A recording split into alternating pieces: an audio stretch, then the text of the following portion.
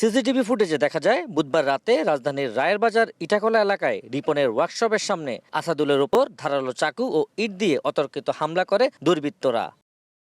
এ ঘটনায় পুলিশ অভিযান চালিয়ে প্রধান আসামি আক্তার সহ 4 জনকে আটক করে। উদ্ধার করা হয় মোটরসাইকেল ও হত্যাকাণ্ডে ব্যবহৃত চাকু।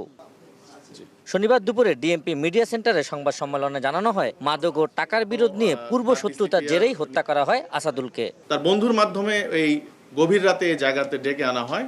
একটি জরুরি সলা পরামর্শ অথবা আলাপ রয়েছে, এরকম একটি তথ্য দিয়ে তাকে নিয়ে আসা হয়।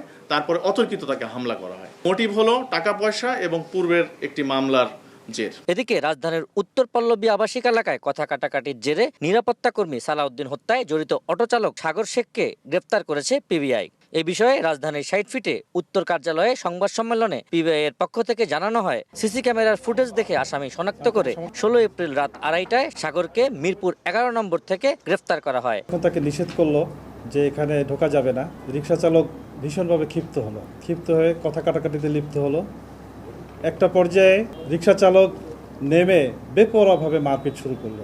তিনি অজ্ঞান হয়ে রাস্তায় লুটিয়ে পড়ে, যাকে আমরা পরক্ষণে রাতের 2:30-এ আমরা তাকে গ্রেফতার করতে সক্ষম হই। গ্রেফতারকৃতদের বিরুদ্ধে আইনি ব্যবস্থা প্রক্রিয়াধীন সহ পলাতক আসামিদের গ্রেফতারে অভিযান চলছে বলেও জানানো হয়। তথ্য থাকে তাহলে আমরা আবু সাইদ নিশান, সময় সংবাদ, ঢাকা।